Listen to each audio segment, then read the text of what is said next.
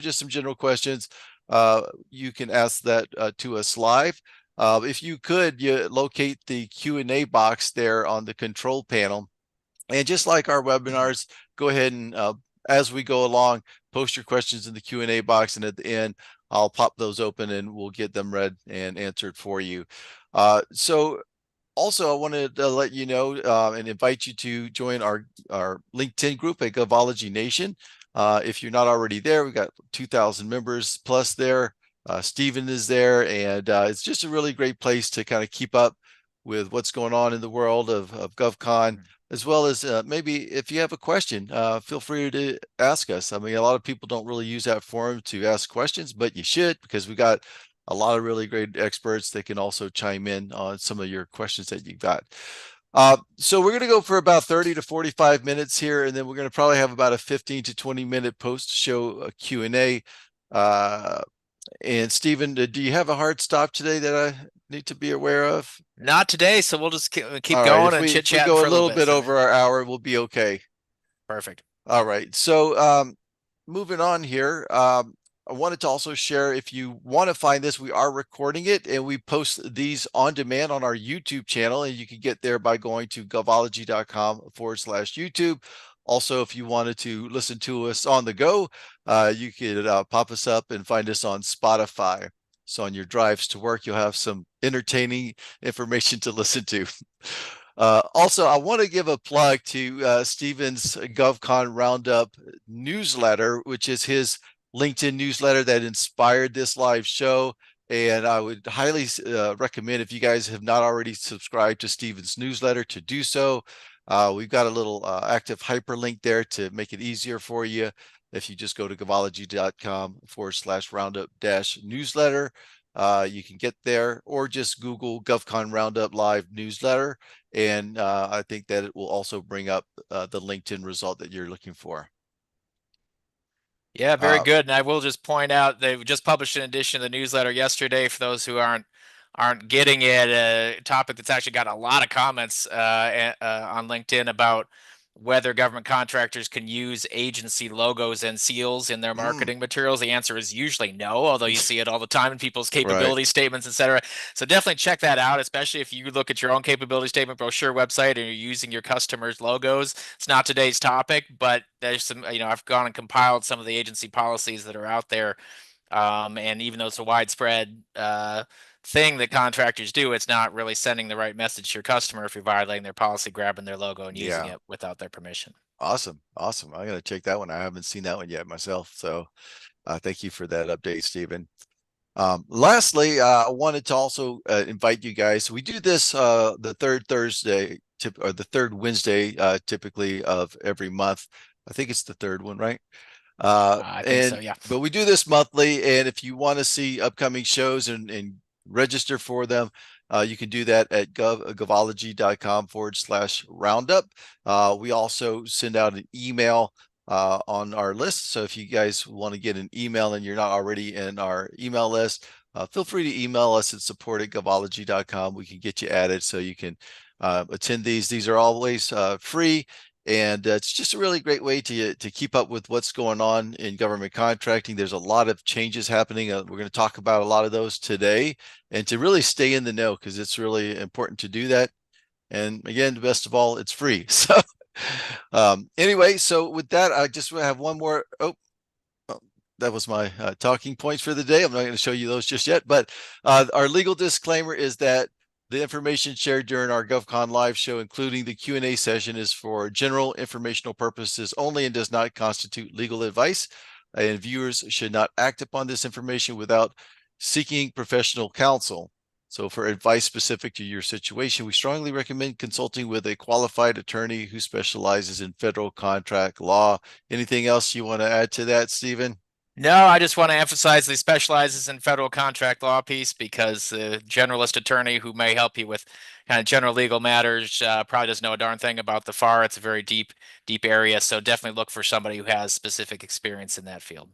All righty. And with that, we are going to jump into today's topics. So we've got a lot to get to today, so we'll kind of try to move a little bit fast. Stephen, I've got like 5 topics on the agenda here I want to get to. First, I want to talk about The National Defense Authorization Act, which passed in December. Get your take on that. Also, we'll want to talk about how the competitive landscape has changed for small businesses in 2025, where you see things heading in 2026. Want to talk about some pending FAR and DFAR regulations that contractors need to watch for and know about. We'll talk a little bit about an important change that's come into SAM.gov registration, and then what new opportunities are ahead, perhaps in the crystal ball. So let's take those one by one, Stephen, and let's start out with the 2026 National Defense Authorization Act. So, what's your take on it? Any good news? Any surprises? Any? What should we know? Yeah, well, and just for those who, some folks, on this today's discussion have a good background in the NDAA and what that is every year, and others maybe less so. So every year, the Congress, on a bipartisan basis, historically by fairly large vote margins, usually passes what's called the National Defense Authorization Act, which is to authorize appropriations for the Department of Defense or Department of War. I'm going to probably just say DoD because that's the terminology the bill uses, given that has not been officially changed by Congress. But whichever name you prefer, just consider me as saying that. And that bill doesn't actually appropriate the money, but it authorizes those appropriations. And because it's one of the few bills you can count on every year to pass on a bipartisan basis, it's where you often see a lot of other initiatives that are put in that bill that may be related directly to DoD only, or even government wide. And so every year, we take a look, I take a look, and others in the field take a look and say, well, what is Congress putting in related to government contracting in this year's NDAA? Because it's often a way where initiatives that might not be able to pass the Congress on a standalone basis for whatever reason are able to get through as part of the NDAA. So I want to very quickly mention before we talk about what's in the NDAA, if you don't mind, I'm going to mention two things that were not in the final Yeah, NDAA. that's Uh, important. they're important too because they're two things that were not in there that I think folks should know about. They're still have some strong bipartisan support, but not enough to get through the NDAA this year. So first was the House version of the NDAA, and the House and Senate each pass a separate version, and they get together in a conference committee and hash out a final draft. So for 2 years running, the House has passed what would be a pretty robust set aside program for veteran-owned small businesses, VOSBs, that are not service disabled. They're not owned and controlled by service disabled veterans. And so right now, the VA is the only agency that has authority to issue sole source and set aside contracts for VOSBs. Other agencies do not have that authority under the FAR. The House, for 2 years in a row, has voted on a wide bipartisan basis to give the DoD that authority to do set aside and sole source contracts for VOSBs, and in fact to create a 5% goal for VOSB contracting at DoD. And 2 years in a row now, the Senate has shot it down. The Senate has not agreed to that amendment. So if you're a VOSB, call your senators because they're the ones who have held this up for a couple years now on the Senate side. So that provision passed the House version, did not make it into the final bill. Second, and this is surprising, so there was a provision that passed both the House and the Senate. They're substantively the same, but had some wording differences, but substantively the same, to overhaul how the DoD uses the CPAR system. And these provisions, to oversimplify a little bit, but essentially You might need to would define CPARs real CPARS quick. is the contract performance assessment rating system, and so it's the past performance rating system. For those who aren't familiar with that acronym, everything has an acronym in government Yeah. contracting, right? So it's how they evaluate and use past performance, how the government does that. And what this essentially through this big database called CPARS, there's other ways you can look at past performance too. But it's kind of the official database for government past performance reviews, and contract officers will look at that database when they're evaluating past performance, often on an acquisition.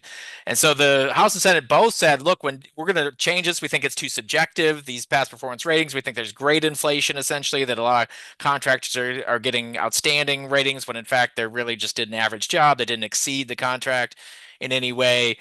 So we have problems with how the system is being used, and so we're going to impose a requirement that the DoD essentially only document negative incidents. In other words, you start with just like a clean slate, and only negative incidents get documented, and that's about it. So that was and it was also presented as a way to help new companies access the DoD marketplace who are just going to get a neutral past performance rating anyway because they don't have the past performance to get an outstanding or whatever on in an evaluation. So House and Senate both passed that, and the wording was different, but the substance was essentially the same.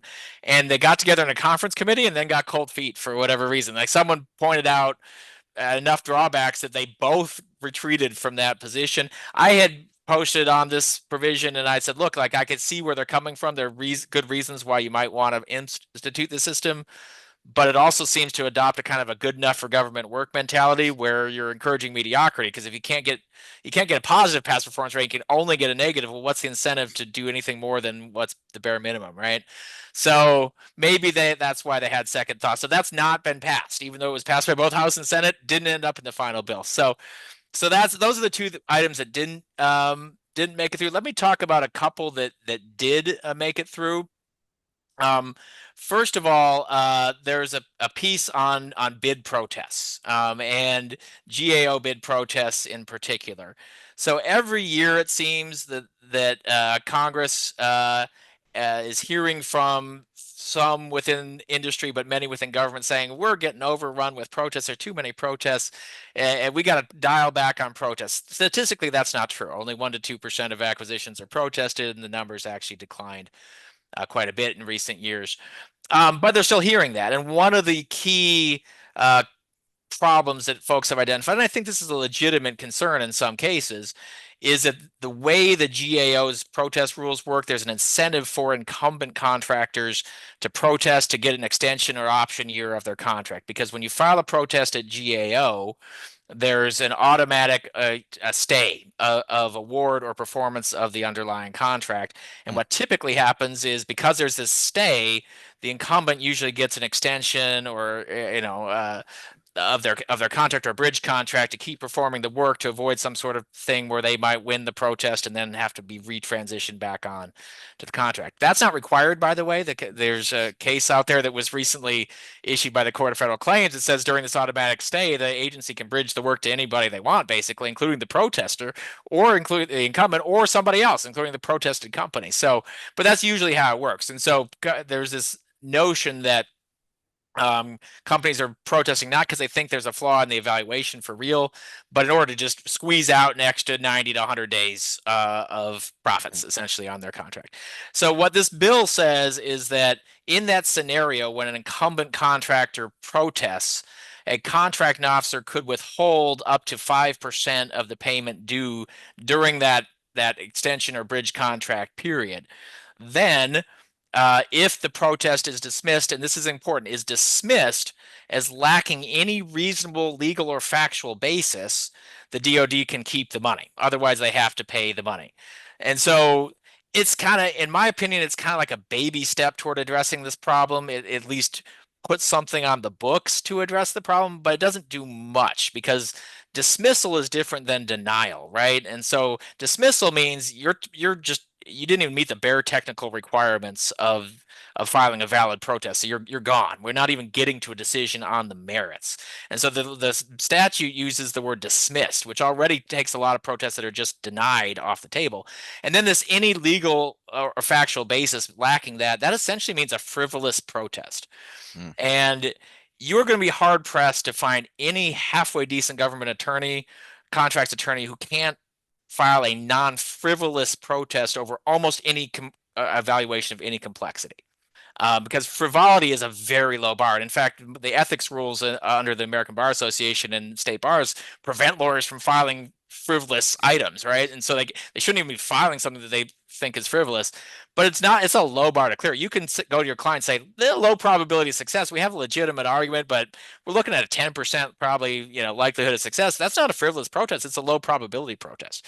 And so I don't think that this is actually going to make much of a difference, but it does send a sign that the Congress is looking at this problem. It's like a step toward potentially doing more in the future. That's where I see this one Yeah. going. I would guess that the more frivolous protest probably comes in from the DIY protesters. Yeah. And so yeah, so the folks at GAO, you don't necessarily need an attorney to file a protest. You can represent yourself. At least on any probably larger dollar type contract, it's unlikely that the incumbent is DIYing their own defense of their incumbent contract, but it does happen. And of course, the GAO hears protests at all sorts of different dollar levels and from companies that are small.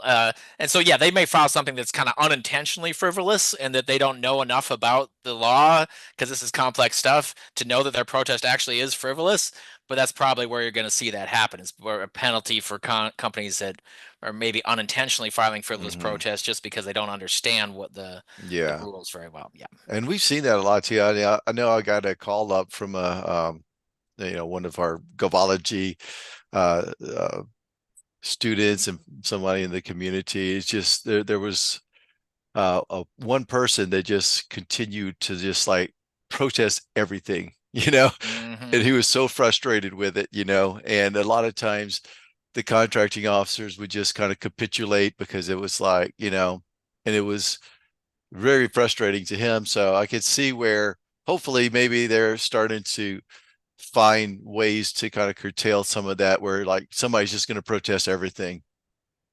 Yeah, it'll be interesting because I've seen all sorts of ideas floated by the procurement community. This is one of the first of Congress, other than just putting in dollar caps, like you can't protest task or delivery orders under certain dollar values. It's just a flat out ban. I'm generally wary of those things because when you just literally can't protest, you could have something that's really messed up evaluation. Keep in mind that about half of GAO protests are found at, or get some sort of relief for the protester, either in the form of a sustain or the agency voluntarily taking some sort of corrective action. So there are a lot of non-frivolous protests that are being filed. So I'm wary about just putting caps on there, but there have been all sorts of other solutions that have been, proposed by the contracting community. For example, someone said, "Hey, let's look at the NFL where you get so many uh chances to Yeah, to ask for a challenge review." flags. Right, yeah, Yeah, yeah, you can throw the red flag twice, and if you win those challenges, you get a third. Well, maybe it's like protests, you can only file so many before. Who knows? I mean, yeah, that doesn't really necessarily work when you got a contractor who's going to bid one job per year versus someone who's bidding 1,000 jobs per year because they're huge. But you see how we're struggling to address that problem. So this is a step that direction. One other thing I'd like to point out about the NDAA, and I know we've got a lot of topics to cover, so I'm not going to get into a lot of detail on it, but there's a there's a conceptual push in this NDAA toward expanding or trying to expand the universe of contractors who are able to successfully compete for and win DoD contracts, what is sometimes called, your non-traditional contractors, although that's such a broad term as it's defined that it's almost meaningless. But folks who are not currently bidding or winning DoD contracts because we've had this shrinking pool, both at DoD and in the government at large for the last 15 years or so. Especially in small businesses, the number of prime contractors for various reasons. So, the NDAA includes some fairly significant changes about when you have to be compliant with the CAS, the cost accounting standards, those sorts of financial things that I'm not an expert on anyway. I'm not going to get into in great detail, but basically trying to make that piece of the puzzle a little easier. And there's a section in there, Section 824 of this NDAA, that is trying to evaluate kind of how we're using past performance. It's not the CPARS thing I talked about earlier, which part of mhm. that was aimed at trying to draw in more contractors who didn't have a record of existing record of prime contract performance. But there is a requirement in the NDAA that the DoD take a look at when it should have a policy on accepting non-governmental projects in past performance. what sort of alternatives might be available to past performance. This is interesting. DoD is supposed to consider what kind of alternatives might be available to past performance, like a pre-award demonstration of some sort of capability, something like that.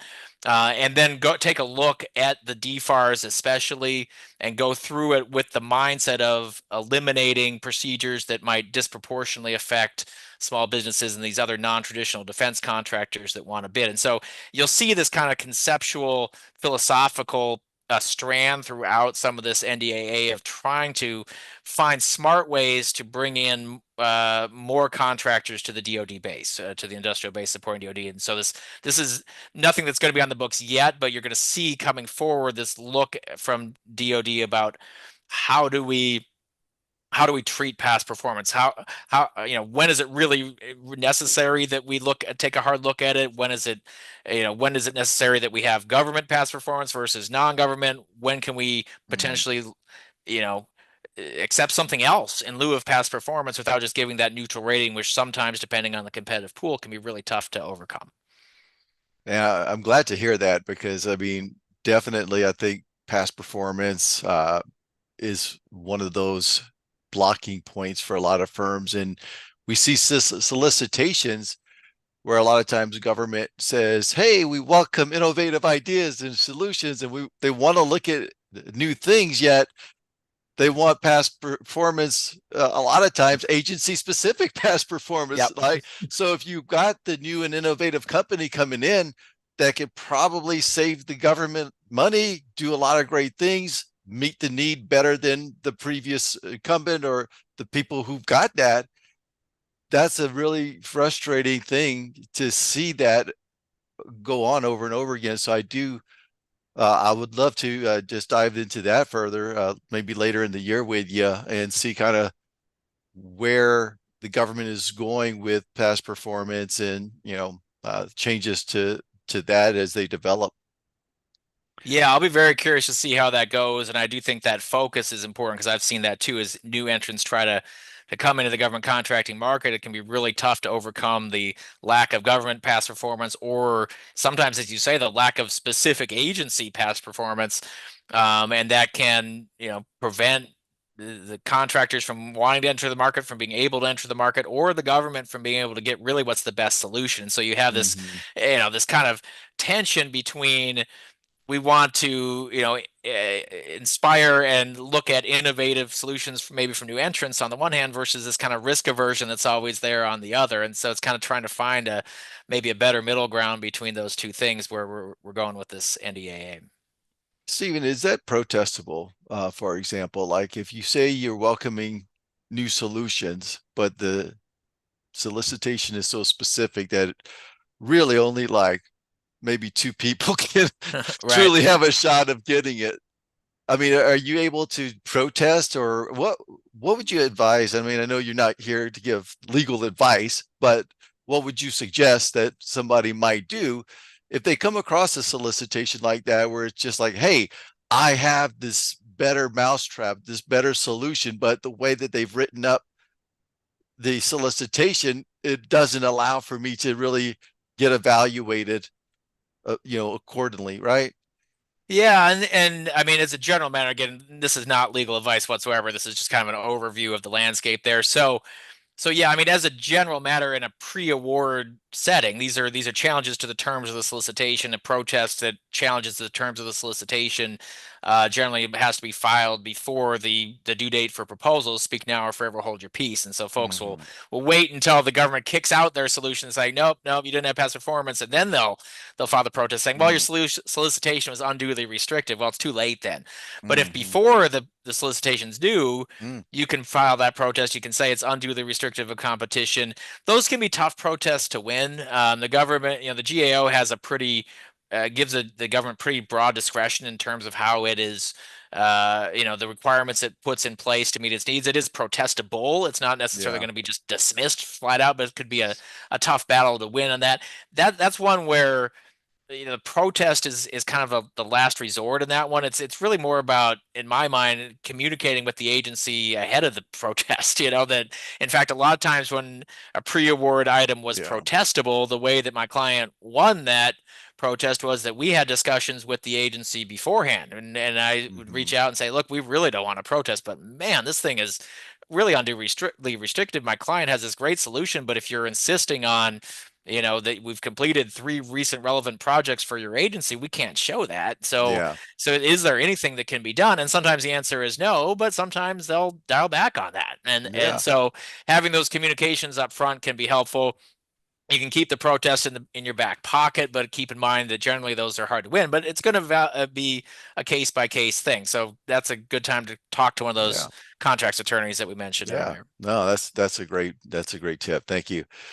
So let's move to the next topic, and it is on, like, how has the competitive landscape changed for small businesses in 2005, and where do you see things heading in 2026? And maybe within that context, we can start off by talking about the 8A program, because December, 5th, I think it was, we saw the SBA dropped this audit requirement that everybody in the 8A program had to respond to within like 30 days, which was like, hey, Merry Christmas, right? Right. But in addition to that, we have started to see, there was a bill that was passed to basically effectively prohibit some of the 8A sole source until this audit was completed. But then in effect, uh, first of all, I guess, is there an update on that? But then secondly, even if that didn't pass, I believe there was a senator or somebody that was Hmm. going to each agency and asking them not to award Yeah.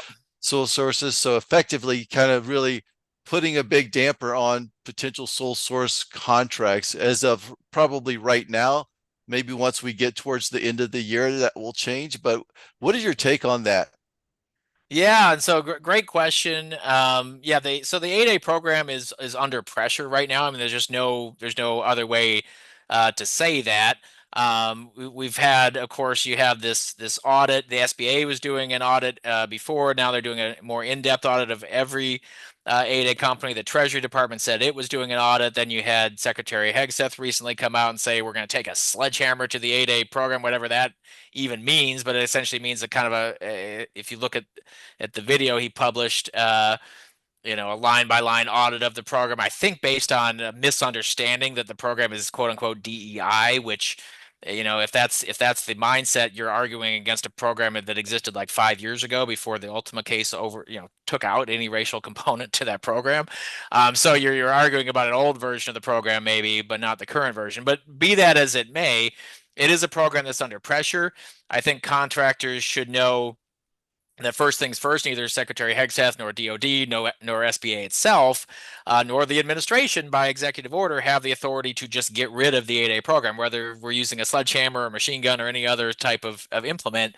Only Congress can get rid of the 8A program because it's a statutory program. It's right there baked into the U.S. code, and statutes can only be amended or repealed by Congress. Executive agencies don't have that power, and so the 8A program is not going to statutorily go away. But what you see is this steady drumbeat of items that are making it more difficult for 8A contractors. Between you've got your audit, then you had this bill you mentioned, which it's not been passed. That was Senator Joni Ernst of Iowa, though, had introduced a bill that would prevent the government from making any 8A sole source awards until this audit is complete. The SBA audit is complete.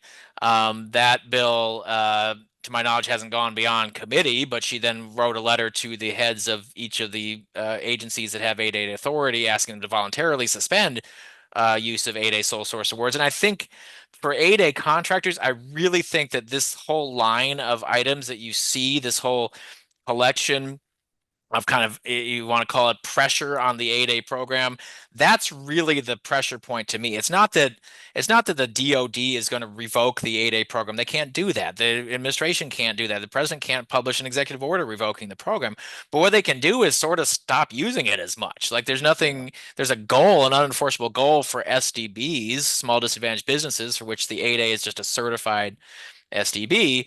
But when you have this drumbeat of kind of 8A pressure on that program, as along with some sort of inflammatory comments about it being DEI, then it's sending the message to the folks who are responsible for awarding those contracts and for picking the vehicles under which those contracts are awarded, that 8A is out of favor, that we don't want Yeah. to use 8A. And so, and you combine that with the recent change under the Revolutionary Fire overhaul that made a big exception to the once 8A, always 8A policy, because there's this policy called once 8A, always 8A that says, incumbent contracts are within the 8A program usually have to continue on that program for the follow-on. Under the Revolutionary Fire overhaul, as of October, there's an exception that says you can just pull it out to put it under an SDVOSB or a hub zone, or women-owned small business set aside as well. So you combine all those things together, and I think really what you're not going to see, people say the 8A program is going to be terminated. No, I don't think it is. I don't think you're going to get that bill through Congress. I really don't.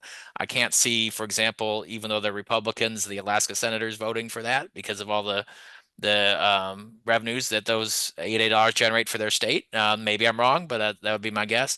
So I don't think that bill gets through Congress, but that would ever repeal or significantly, weaken the 8A program. But when you have the secretary of an agency saying, we want to take a sledgehammer to the program, the implied message for the folks who are responsible for deciding whether to use that program is kind of like, if I don't want to get in trouble for using a program that's falling out of favor, maybe I'll find a different vehicle. And that's kind of where I see the real risk for 8A firms is not some sort of big statutory change. But in the just kind of how the program is being used on the ground under this pressure. Yeah. So what would be your suggestion both for people who are currently in the program as well as those who are thinking about getting into the program? What would you tell them maybe to think about or to consider for this year? Yeah, I mean, I would say that to keep in mind that right now what you've got, it's still a good program. It's on statute. It's in the statutes. I don't think in the long term or in the midterm at least it's going anywhere. But first of all, if you're applying or thinking about applying, think about, is this the right environment that you want to do it, right? Because 8A has a Yeah. 9-year Yeah. maximum term. If it's me and I'm 8A eligible, I might think about whether I want to push off my application in the Yeah. future. If I have any ear on policymakers, by the way, I want to be educating them that, hey, this is not a DEI program. That yes, in the past there was a preference for one of the many eligibility factors for companies that were owned or controlled by members of certain racial or ethnic groups. That has been wiped off the books by a court decision in 2023. It doesn't exist anymore, and so there's not a racial preference in the program anymore. And so people are kind of operating under an assumption that it's just no longer valid. And so if that message can get it through to folks who are kind of like anti-DEI, that this program just isn't what you think it is anymore, that might help as well on a policy perspective. But I think just in terms of if I'm thinking about applying, I'd be like, no, I'm really not Yeah. interested anymore. If you're active 8A participant, your hands are kind of tied. You're in there. You don't get to just suspend your 9 years and then re-up it if and when the environment changes. You're kind of stuck where you are. So I think you just kind of keep plugging forward, hoping that your specific contracting officers continue to like your work enough and to value your work enough, that they're going to award to you, whether that's through a sole source or they're going to continue to do 8A set-asides, but keeping in mind that this is an opportunity to rethink, your potential reliance on 8A dollars. The 8A program already has this idea of reliance on the 8A program where you're supposed to show these non-8A, business mix targets, they call it, as you approach your last 4 or 5 years in the program. Well, this is really a warning bell that you want to be thinking about small business set-asides, and if you're eligible for another certification like an SDVOSB, woman-owned, or hub Mhm. zone, it might be worth thinking about getting that certification too, so that you have other avenues that aren't just 8A for your dollars. Yeah, it'll be interesting to see how this plays out. And, just because there's a lot of pressure now on agencies, and I say a lot of pressure because when a senator is coming down and Mhm. saying don't award, that's a lot of pressure for It's a an lot of agency. pressure. Yeah. Because I remember working at the SBA when you got a congressional inquiry, you're like everything stops and that gets the attention of it. So I could see that the sole sources might be diminished. It doesn't mean that they still have the 5% goal to meet for SDB, which they typically do through the 8A program. But maybe the contractors this year will see more competitive 8A set asides instead of sole source contracts. But it's also going to be interesting to see what happens towards the fourth quarter, because that 8A vehicle is often a benefit to the government when they're in a crunch to get dollars awarded and they don't have time to go to competition. And so if you track like spending stats, like on USA Spending, you see the 8A spend is like the last month is like boom, it's always there Yep. up there. So it'll be really interesting to see what comes of that. Anything else with regards to the other small businesses in general, as well as the other socioeconomic categories for like WOSB, SDVOSB, Hub Zone? Yeah, and just to back up just 1 second, one more thing I thought about for active 8As that I think is really critical, and then we'll turn to the other certs, is be 100% sure that you are comfortable that you're meeting the limitations on subcontracting on each contract. Because when they're doing this audit, that is one of the Mm. key things they're looking Oh at. yeah. The company that kind of that got in the news that kicked off this was an allegation that they didn't meet the limitation on subcontracting, and those rules can be kind of complicated Mm-hmm. and hard to understand how they work with respect to similarly situated entity and what work counts and what work doesn't, how you track it. So be sure that you're comfortable that you're not only meeting those limits, but tracking them, and you can show the SBA, anybody else who asks, an inspector general, yeah, we met our limitation on subcontracting. We're not some pass through, because that's really Yeah. been um that's been the kind of the crux of some of these Yeah. audit allegations. So yeah, the other programs right now are By the not way, under. we do have a course Oh on yeah. Govology on limitations on Oh yes. subcontracting. If you don't know what Yeah. that is, definitely go and understand that, because that is critical. I mean, and if I think Stephen, like just for a quick thought here, is that a lot of times people can get away with stuff for a long time because it's not basically audited a lot in the government. Like a lot of state agencies, they do audits every year, but the government, they don't typically audit like the state agencies do unless there's something that they want to audit. But once they do, that's when now, like, you could have probably been non-compliant with limitations on subcontracting and been winning contracts for 5 years. So, oh my gosh, now you're going to be calling that GovCon attorney like, what do I do? I didn't understand it. I signed off the terms and conditions like I do when I click on my Apple agreement. Yeah, and But it's important things to understand, and we try to reiterate this and hit this the importance of understanding the compliance elements going into that, because when they do these audits, man, you don't want to be on the wrong side of it. yeah, that's absolutely right. And this limitation on subcontracting is kind of the centerpiece that's I think at least the public case that kicked this off, and one of the key focuses of this audit. If there are audits in other programs, that's going to be a key focus there too, because we don't want these companies to be serving as pass-throughs where they're not allowed to do that. And this is against a backdrop where not maybe so much in the last 6 months or so, but before that, we're hearing a lot of folks talking about this middleman approach to government contracting Mm-hmm. and how you could make a bunch of money without doing the work by subbing it all to somebody else. Yeah. Every now and then that's correct, but in often cases when you watch these videos or saw these so-called gurus pushing this approach, what they were pushing was something that was a blatant violation of limitation on subcontracting. And Mm. so anybody who's been taking that approach might be extra cautious moving forward, and maybe call an attorney in advance to get a review of what they've done up to now. And some of these times, these things can sort of be fixed on the fly. If you're out of balance with your limitation on subcontracting on an active contract, you may be able to flip that and get to the right balance by the time that contract or that period of performance ends. So don't just sleep on that Mm. as well. So to turn quickly to the other programs, there's not as much action on those programs right now. I think it's going to be interesting to see, and that's your women owned, your hub zone, and your SDVOSB programs. Um, what happens with those programs this year?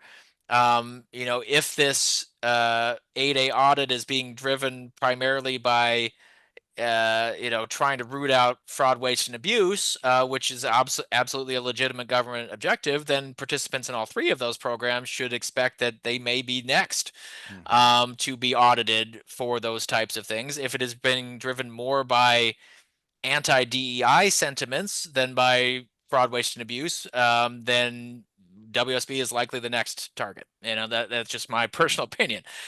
So we'll see. But I think participants in all three of those programs should be prepared to that they may be next to face such an audit. I think the difference, one of the key differences, other than the potential motivations for the audit between those, is that the 8A program, just a lot more dollars are going through than some of these other programs through 8A vehicles than through, for example, woman-owned small business, which only accounted for less than 0.5% of federal prime contract spend went through WSB vehicles. So it's just a lot less Yeah. spend that's being affected by that.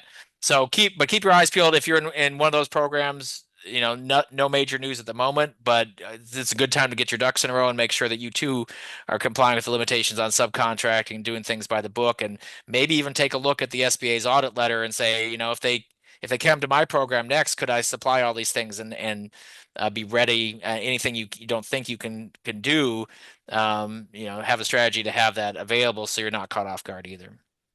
Yeah, I think where one opportunity is opening up is something that you mentioned earlier with this new regulation that's passed that takes away that once an 8A, always an 8A. And effectively what that meant was that if a requirement was put into the 8A program, then it would stay in the 8A. So when the 8A firm graduated, it would have to go to another 8A firm, right? And I think what that opportunity provides is that, for service disabled veterans, women owned, others, now that the agency can take that requirement and basically do a set aside in one of those different areas.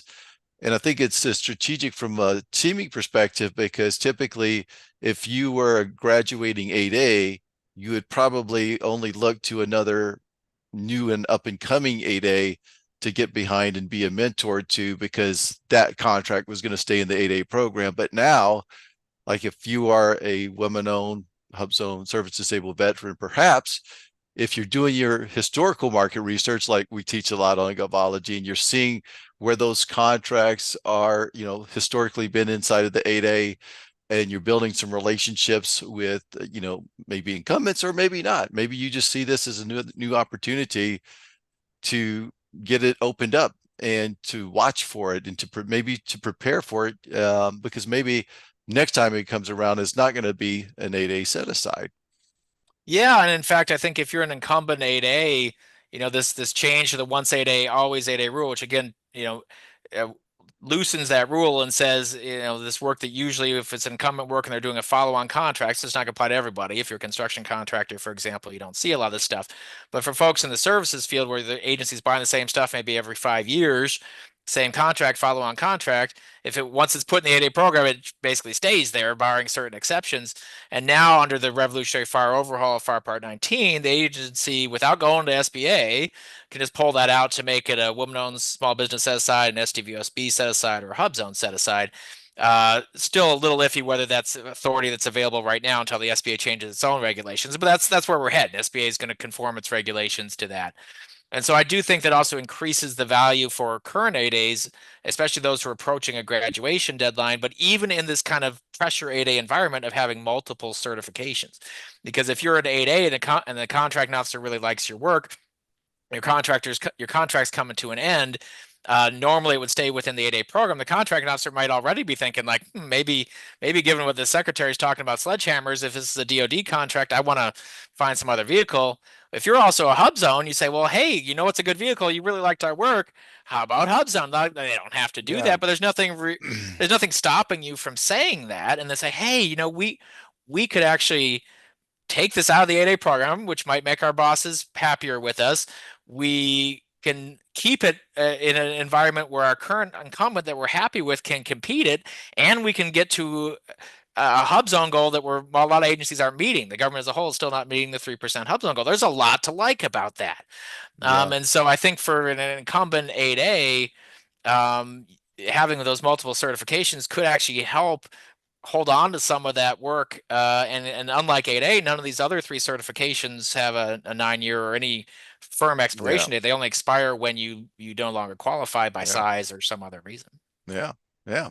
All right. Well, let's move on to the last topic of the day here, and then we'll shift over into the Q&A. But We're going to talk a little bit about pending FAR and DFAR regulations that contracts need to know about this year. I know you've got a few up your sleeve there, but we could also segue the discussion that you and I were kind of having offline about what's going to happen with some of this, what's going on with some of the SAM registrations, and something that's important that I think this could potentially, some changes in SAM could potentially trip some people up this year if they're not careful. So let's start off with the non-SAM stuff first, and then we'll go into the SAM registration. Yeah, that sounds good. And I'm going to let you handle the SAM registration stuff because I saw that and Carol's written a draft of something on that change, and it's pretty comprehensive. So I'm going to turn that over to you because I can Okay. summarize it. But you can turn that better than I could. So yeah, just a couple things because I know we're running a little short on time and we want to get to our Q&A. For contractors who are on this or anybody else who's watching us just because they want something to do on their lunch break, who aren't already aware of this, I know many of you are. Every month, the FAR Council and the DoD publish their what they call their case reports, and those are their lists of pending regulations that they're working on for future additions to the FAR and the DFARs. And so anybody can go there and if you just go to your favorite search engine and Google FAR case report or DFAR's case report, you can get the same information that I often just look at to see where some of these rules are, what's pending, what's not pending, and you'll see a lot more information than what we're able to cover in a session like this because there are all sorts of different proposals out there that have been instituted either by congressional requirement through like an NDAA or by an executive order. And the president, about a year ago when he first took office, issued a lot of executive orders that they're still working on some of the rules for some of those. So FAR case report, DFAR's case report, it'll make you look smart at parties when you come out and you can tell people what's common right in the regulation. Yeah, people, I mean, Certain maybe parties.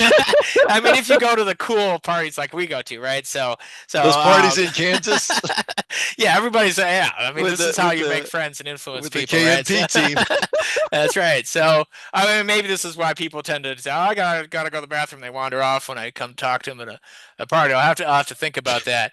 Um, so yeah. So first things first. When you look at the FAR open case report, and what you're going to see now is a whole list of rules for the revolutionary FAR overhaul to turn those into FAR rules. And you may say, well, we already have FAR rules for the revolutionary FAR overhaul. We're already using them.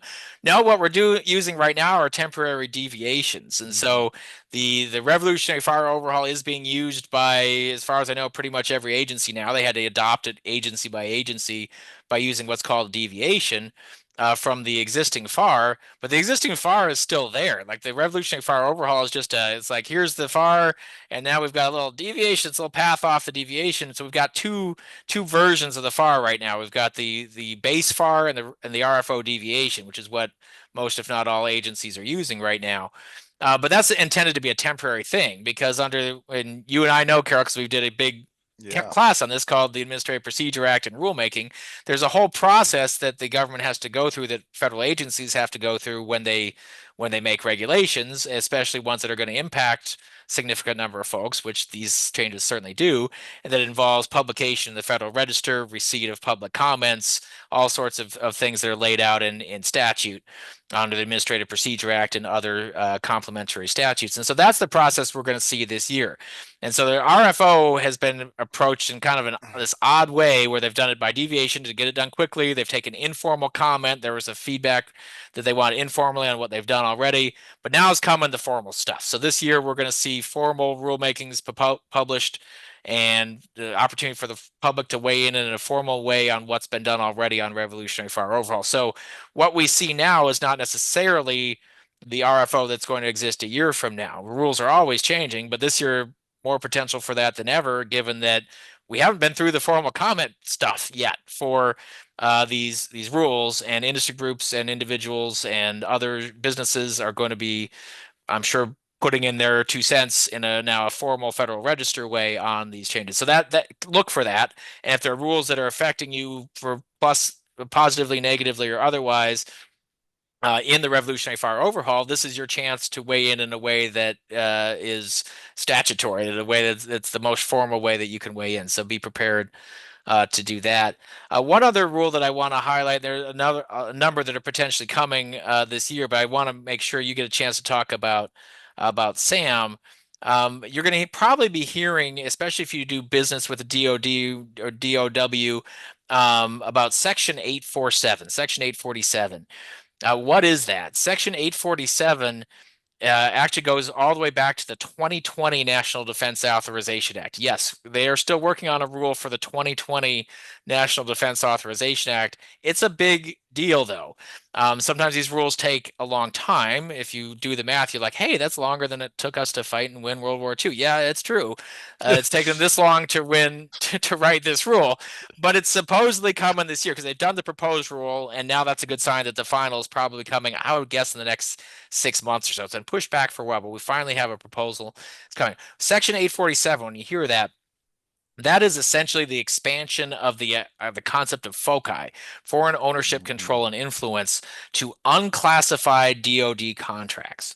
And so FOCI right now is a concept about whether a company is in the eyes of typically the Defense Cybersecurity or Intelligence and Cybersecurity Agency, DCSA, whether you're under foreign ownership, control, or influence. And that is necessary that you're not under FOCI in order to get an FCL, facility security clearance. And that applies only to contracts that have classified information that require that FCL. And so there are only, as I understand it, about 2,000 contractors right now that really need to access that level, that have that sort of FOCI evaluation going on. This actually expands the FOCI evaluation to many other DoD contracts. It says that Section 847 says that FOCI analysis will occur on any DoD contract or subcontract over $5 million. There is a major exception for certain commercial items contracts. It's not going to be every contract. A lot fall into the commercial items bucket. But in the estimation of the government, now we're going to go from 2,000 contractors that are affected by a FOCI analysis to 40,000 contractors. Wow. About a 20 times more contractors are going to be affected by it.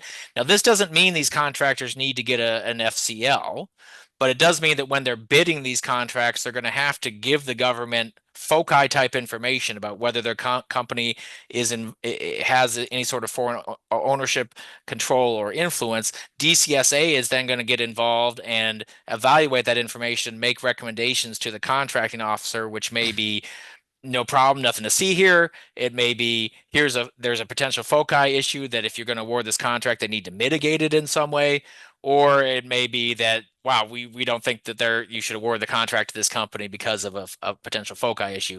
It'll ultimately, at least under the proposal, be up to the contracting officer, though, what to do with that. And so you're going to have, if there's any sort of foreign ownership, control, or influence in the company in any way, and that's a pretty broad consideration, especially once you go beyond the ownership level, and you do business with DoD, even at the subcontract level, these principles could start to affect you uh, potentially later this year. And so that Section 847, it's a good thing for those who are forward-thinking contractors to get ahead of and think about, hey, should we do an internal kind of FOCI audit of ourselves, a self-audit of some sort, to see if we have any problems and potentially mitigate them beforehand, before it's DCSA that's making a recommendation as to whether the government should award us a contract, or whether we can't get the contract unless we, fire our CEO who's, a citizen of another country, or whatever the case may be. So definitely something for a lot of contractors who do business with DoD/DOW to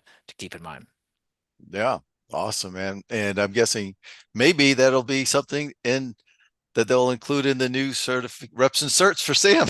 Like, oh, which is the perfect segue. Yeah, I mean they're talking about having folks, who now fill out kind of the same SF 328 that Hmm. you fill out to get an FCL. So we'll Oh, we'll have to really? see kind of how it all ends up in terms of, we're not trying to do the full-blown FCL process on these companies because they're not Yeah. trying to access classified information, but we're still, and this is another kind of philosophical strain you'll see when you look through those Yeah. those proposed rules. We're still trying to make sure that companies aren't under this sort of foreign ownership, control, or influence, especially, and it doesn't say this in the rules, but I think especially when it comes to certain countries with whom we have a more adversarial relationship.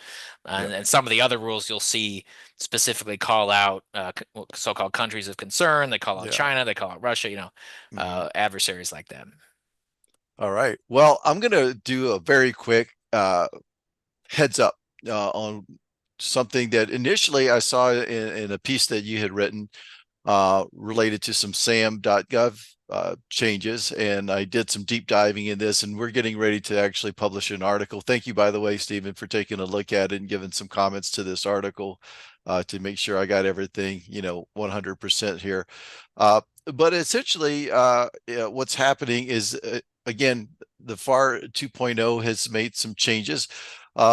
One of the things that is looking like it's going to change here in 2026, and part of it has to do with some FAR 2.0, some FAR Part 4 administrative matters, but it also does with efficiency and making things, I think, a little bit make more sense and a little bit easier for contractors to get registered. So, as you guys know, if you've registered at sam.gov, there's a lot of information that you've got to plug into that system. And one of those pieces that ask a lot of questions that actually Stephen did a really nice video with us on was going through each of those sections of representations and certifications. So historically, going back in time, that used to be a part of the solicitation, before we had electronic means, and every contractor would read Section K in their federal proposals. They would have these reps and certs they would go through and certify. Then we got smart and said, hey, we could do this online. And then there was a system called ORCA, online reps and certs, that was set up. And it was a separate system. So when you used to register the old central contractor registry, then you had to do the ORCA. Then when sam.gov came along, they combined it. The problem with it is that there are a lot of solicitation specific reps and certs in there, and people just go in and they do their SAM registration, think I'm done with it for the year, but nobody's really probably going back in and to verify or update the specifics to the solicitation that they are bidding on. So effectively, what's happening here is, in a nutshell, it looks like there's going to be a transition where they're going to once again kind of separate some of those reps and certs, and they're just going to stick with like entity level information in SAM registration, which is like, what's relevant to you as an entity. But any procurement specific reps and certs, or offer specific, if you're submitting an offer, those will likely be something that will be done separately with the solicitation. And those might be in a separate online system. Again, maybe something like ORCA, where you have to go in electronically, do a update on your reps and certs along with your submission. But perhaps I don't think that they would get back into the old, like, where you do like Section K every time in its entirety. Here's the important thing to really watch for, I believe, this year, and to take away from this Section K again.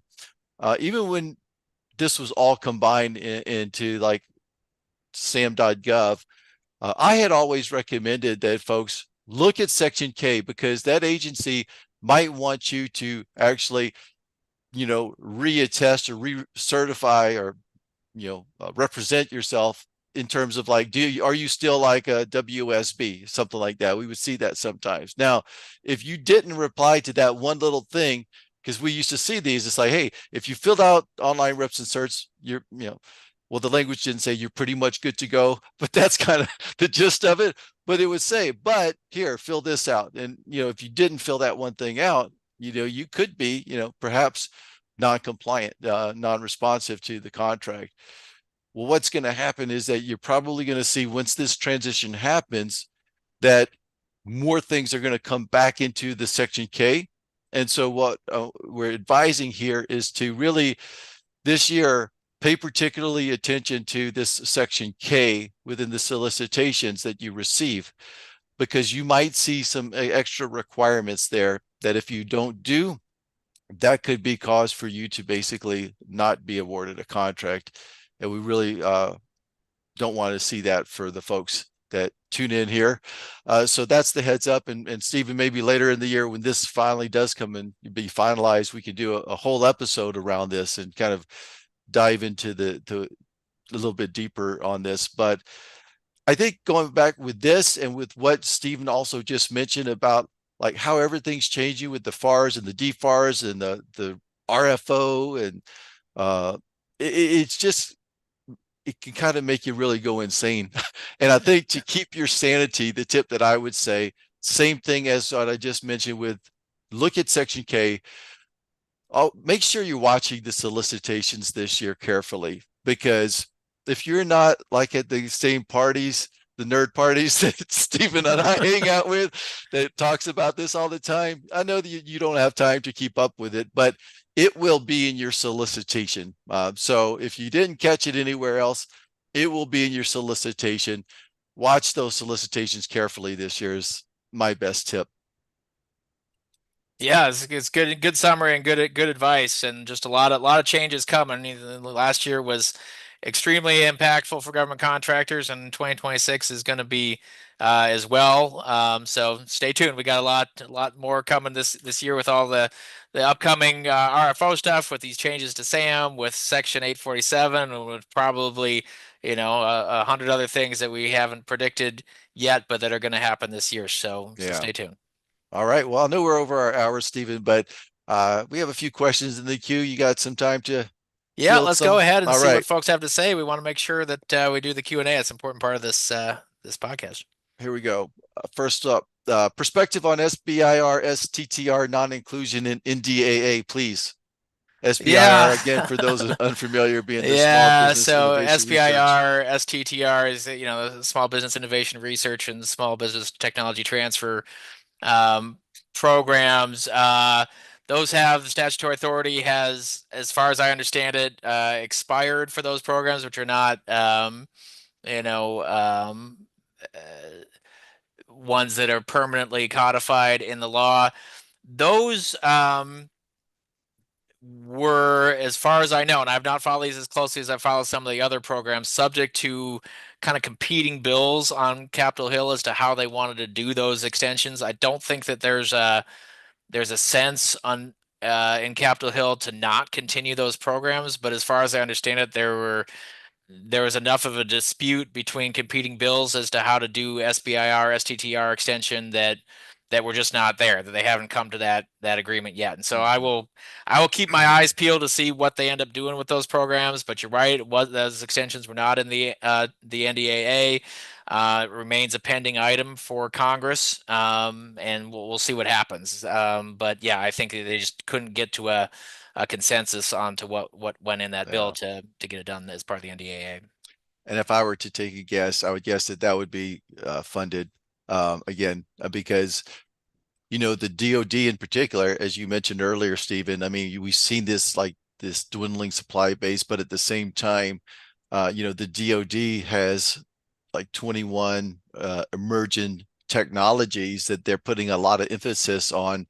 And a lot of the apex accelerators out there that are under the DoD's Office of Small Business Programs have been tasked with helping the DoD find these innovative firms that are bringing these critical and emerging technologies to the forefront. This is one of the key programs that can help with that, among others. So my guess is that probably just kind of stand by and but there is also other pathways. So I would encourage you guys that if you do have if you're an innovative type of firm, reach out to your local apex accelerators, see what maybe resources they have in your state that they could tie you in with.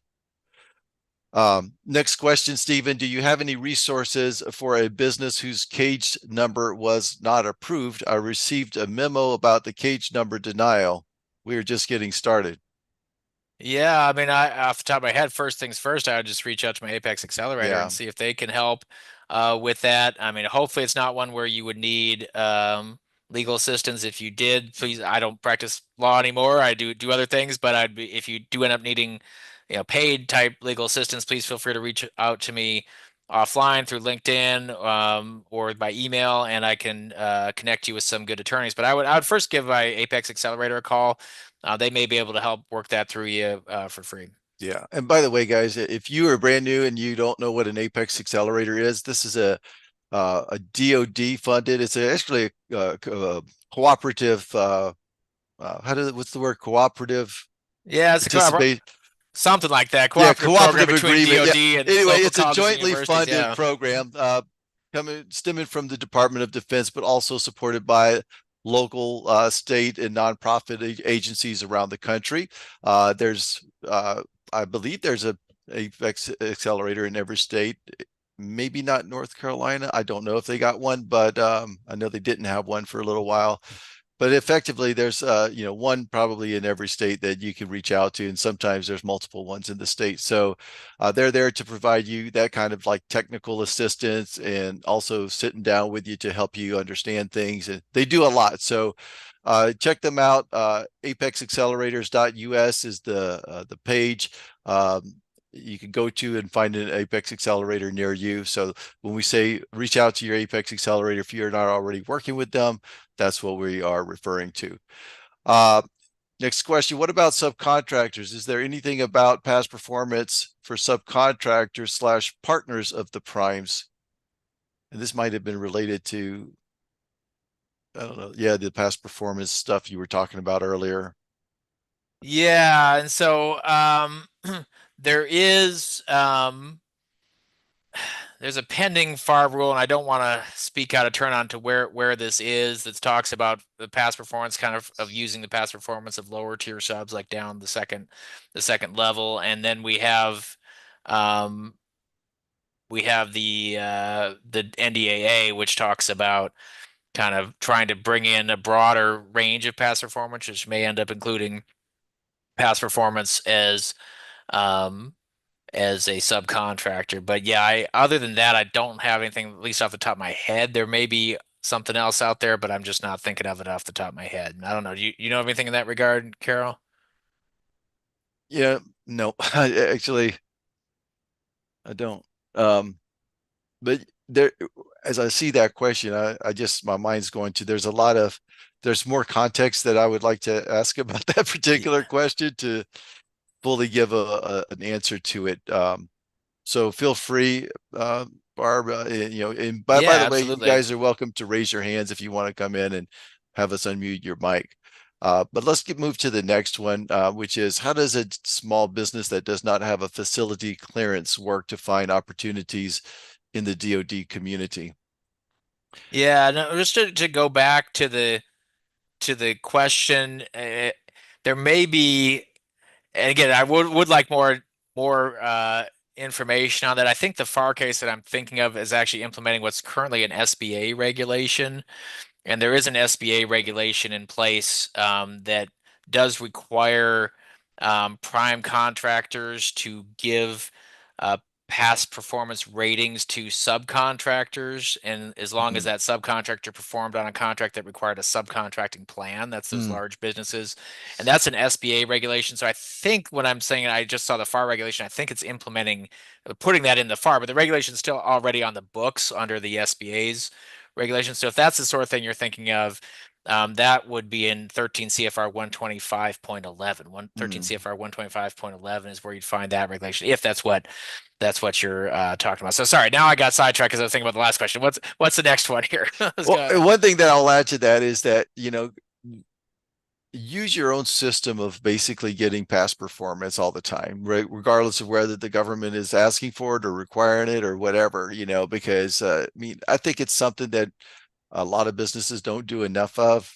We don't do enough of it ourselves, but really that could be a good, something that really comes into handy for you into the future. We had a presenter yesterday that mentioned, like, go out and get the past performance questionnaires that the government use. If you want, you could actually give it to some of your commercial clients and ask them to fill those out, even though it's not necessarily for a government contract, but you kind of already have things in the format that maybe the government will be asking for in the future. So I thought that was a pretty good tip. Yep, no, absolutely is getting, and keeping those relationships active too, because one of the problems that folks sometimes have is they need to get this past performance rating. They need to get it relatively quickly to submit, PPQ, for example, past performance questionnaire with a proposal, and they're having trouble getting a hold of the people that need to fill that thing out. They can't get someone to fill it out, whether that's a prime contractor or a government agency. So just keeping kind of the lines of communication open, and ultimately you can't necessarily force someone to do that. Although, like I said, there are regulations under the SBA that you could point to if you needed, but with respect to the prime saying, no, you actually have a regulatory obligation under your subcontracting plan to do this. So, Yeah. yeah. All right. Next question. How does a small business that does not have a facility clearance or facility clearance work to find opportunities in the DoD community? Yeah, and so most of the DoD, and I'll let you jump in on this, Carol, too, because really, my background is not necessarily pursuing the work, Yeah. but really kind of all the legal issues that come up. But I've obviously followed this field for a long time. So you don't need a facility clearance to do a lot of DoD work. The facility clearance requirement is only intended to be for work that includes the need to access classified information. That's what it's for. Now, it could be that sometimes that's overused in different types of work. Well, there's a lot of DoD work that does not require a facility security clearance because there's no need under that contract to access classified information. Now, what we see coming up with the FOCI, the Section 847 is also not a need to get an FCL. It just means that you're going to have to fill out some paperwork and make some representations and certifications to get DoD contracts that are non-commercial for the most part over $5 million that looks at whether your company is under foreign ownership, control, or influence. But you don't have to go through and get the full FCL under those types of contracts. So I think a lot of the DoD market is still going to be available to you even without an FCL. You can also, if needed, try to get an FCL. You have to find yourself a sponsor, and that can be challenging sometimes for small businesses. But if the contracts you're looking to bid require an FCL, that's a different question. But I would venture to guess that for most companies, there's a lot of work over at DoD that's not going to require that FCL at this point in time. What's your take on it, Karen? Yeah, first I'd like to kind of say if you want to go to gavology.com in our on-demand training and type in the word clearances, you'll see some trainings there on both. Stephen actually did two different courses. One's called the ins and outs of facility security clearance, and then the ins and outs of personnel security clearance. So there's two different aspects there. I do think what you said is like, you hit the nail on the head. I think there's a lot of opportunity out there, and it's just basically on a case by case basis. By the way, tomorrow I'm also doing a webinar on getting involved with micro purchases. So if you're selling things that are predominantly under 15K, that's another good opportunity to do some get started in a much easier way. But the higher that you go up in scale of contract, the more requirements are going to be put onto you, as well as, if you start to interact with data, security clearances, and, now we've got for the DoD specifically, you've got CMMC that's at play, which, by the way, we also have some really good workshops on CMMC. If you guys want a program that can kind of help to step you through it, so kind of you learn and then you apply what you learn, so you kind of can save yourself some money. Now, and that's a big one that not everybody, but a lot of contractors are going to have to do, this year, as it's now a requirement, not only at the prime level, but also at the subcontracting level. But one of the things that I would say is that, we always preach on like driving your value first to basically have people want to bring you in, so whether you're a prime contractor or you're a subcontractor, at the end of the day, what is the value that you're adding that the person that you're working with wants you on the team or wants you on the job, right? Because when that takes place, they do what they can to get you on board. So if the government wanted you to basically come in and work on a specific project, they might be able to help to get you into that clearance. But also the other pathway, and one of probably the most common ones, is that a lot of times people will work under primes as a subcontractor, and they will get sponsored for some of these clearances, and then you've got it right. There's also the DoD's mentor protege program that is different than the SBA's, and I think that has some components also Yeah, and so kind I of think under help. either the Yeah, DoD or the yeah. SBA mentor Go protege ahead, Stephen. program. Are you there, Carol? You're breaking up for a Yeah. second. Yeah, so under either the DoD or SBA mentor protege program, it is fairly common in my experience to have helping the subcontractor get an FCL Right. sponsoring from as one of the assistance items, because those agreements ask, the mentor to commit to certain types of assistance. And so one of the assistance items, if you're looking for an FCL under mentor, either one of those programs, mentor protege agreements, can be mentor is going to help you get cleared. How do they usually do that? They take one of their classified contracts. They tell the government, we want to award you a subcontract, because you have to have a need to know. What's the need to, you need to know classified information, and you got to have typically a sponsor. The government can sponsor companies to for FCLs, but in many cases, my experience has been is that they're very reticent to do that. They're like, get your own sponsor. We don't want to, Yeah. even though we can. And that's been something that there's been a push, especially with small Yeah. businesses. Like, you shouldn't have to have, another company come sponsor you. But under these mentor protege programs, that's a common assistance item. And so typically then the mentor will have already a classified contractor, more than one with DoD, or some other agency, because DoD is not the only one with classified contracts. They'll say, hey, government, we want to award this company a subcontract to do X work under it. They need an FCL for that. And then you go through the whole process with Mm, DCSA and get that clearance. And the mentor is also, I mean, again, the mentor project program is not the right fit for every company, but for those who it is, that relationship can also be helpful with the right mentor, in that they've been down that road. They've yeah. got the clearance already. They know what they're doing. They may have contacts over there at DCSA too, because they're trying to, they need to update the DCSA of various changes that might affect that clearance and get reauthorized. And there's a continuous vetting piece now.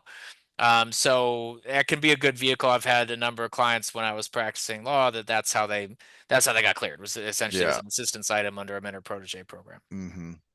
And you also, I would suggest, understand teaming, because we have some teaming courses on our platform. I do one called Intro to Teaming, and then there's also one about the SBA's Mentor Protege program, really good. Stephen did. We have one on the DoD program that's different.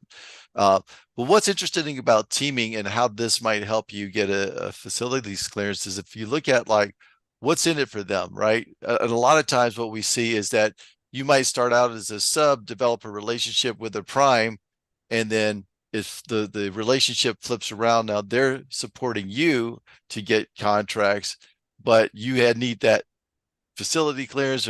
So there's a lot to it, but I would just say keep plugging away with the education, and let's get to some more questions. Maybe we could do some rapid fire here. Get Sounds good. through We'll these. rapid fire, so we're not here all afternoon, but it's always good to chat Yeah. with you. We got Yeah. So, all right, let's do rapid fire. If you were not already a GSA certified, oh, if you were not already, well, I'm not sure what they mean to GSA certified, but it says if you're not already GSA certified, 8A certified, we being certified, would you go ahead and certify now, or would you wait 3 more years?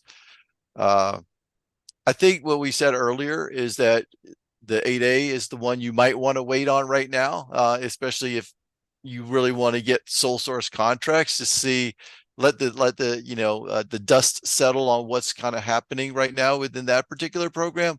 But I would say if you are eligible for any other certifications that don't have a deadline, that an end date, like the 9-year program with the 8A, is what Stephen was saying earlier.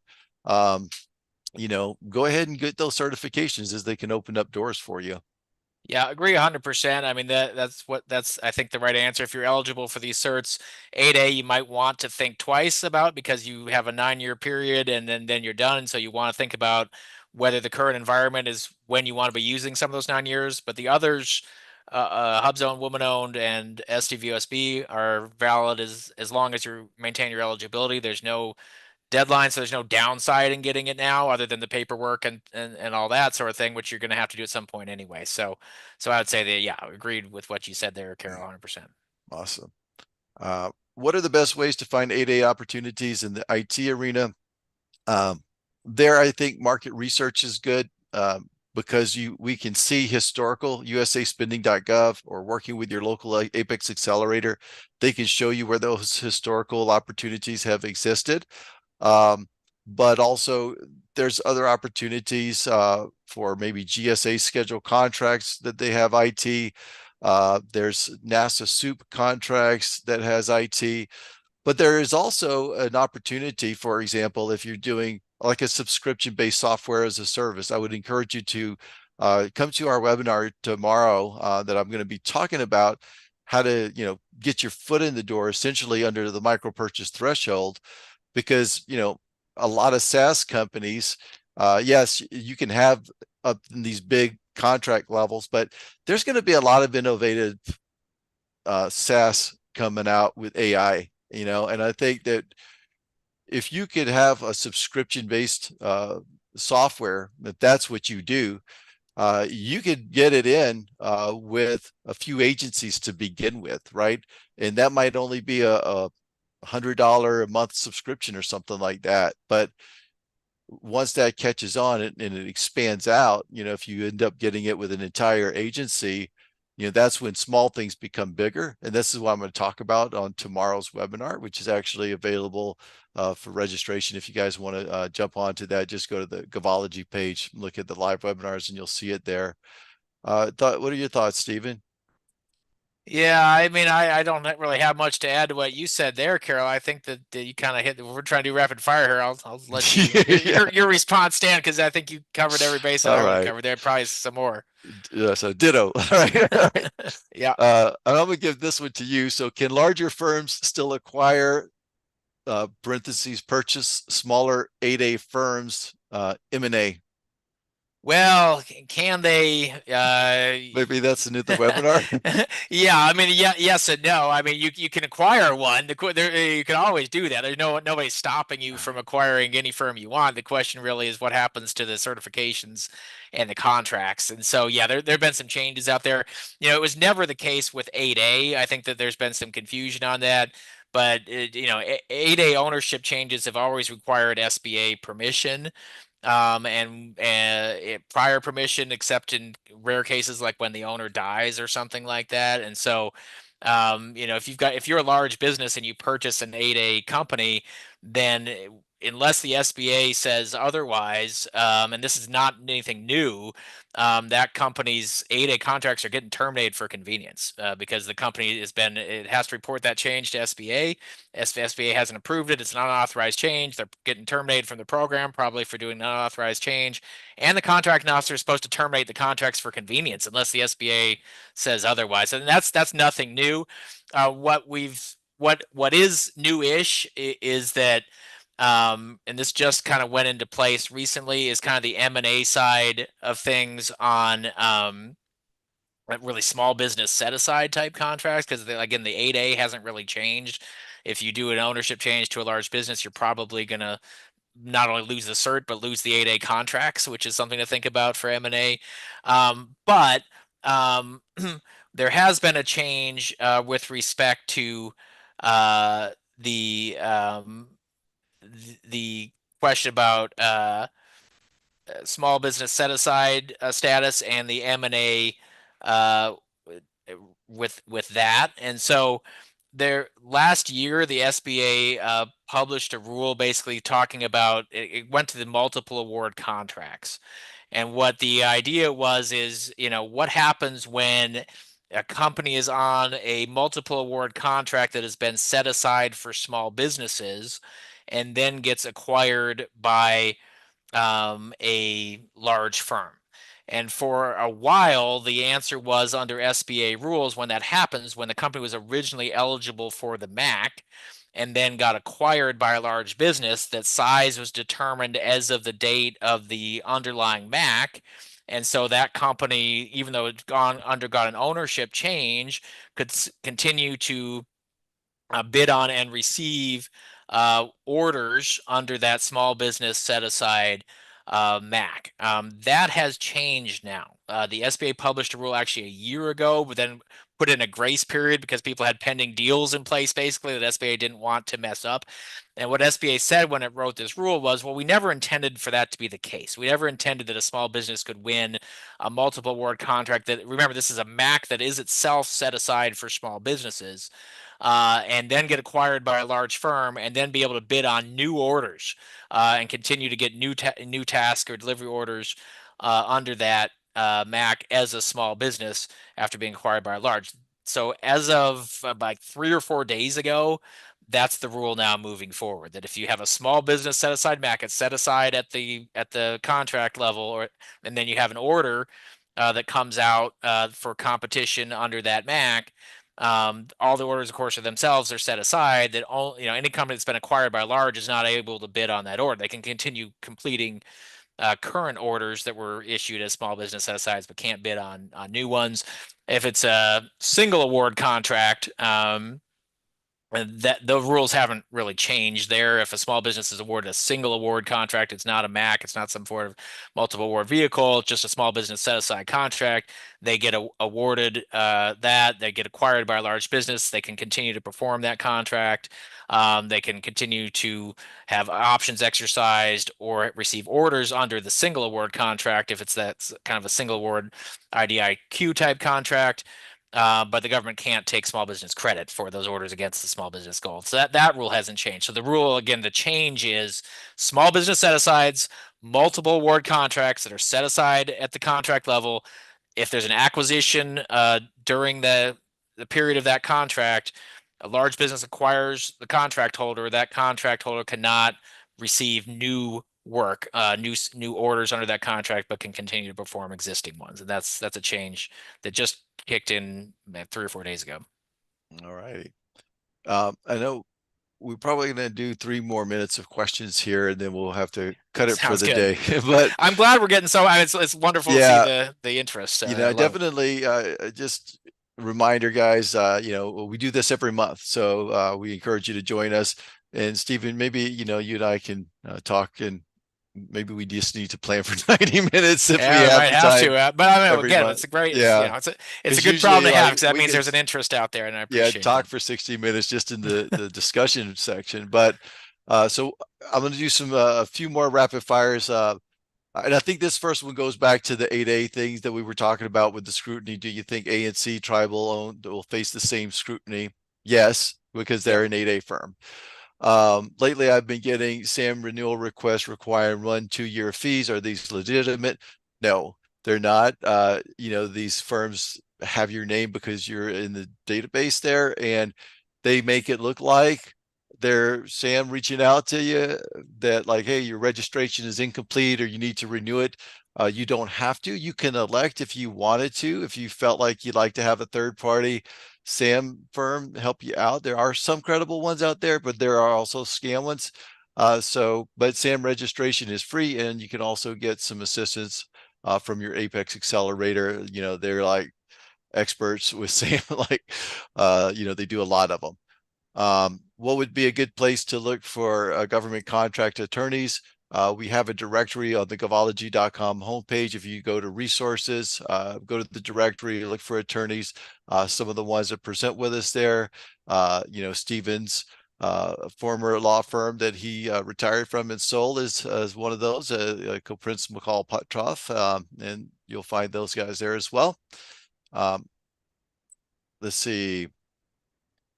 Where or how can we access old Govology webinars, which can answer some of the future questions we may have? Send us an email at support@govology.com, and we'll kind of get some information for you on that. And I think that we do still have some recommendations, unfortunately, not recommendations, but questions. But we're going to have to wrap it up for the day.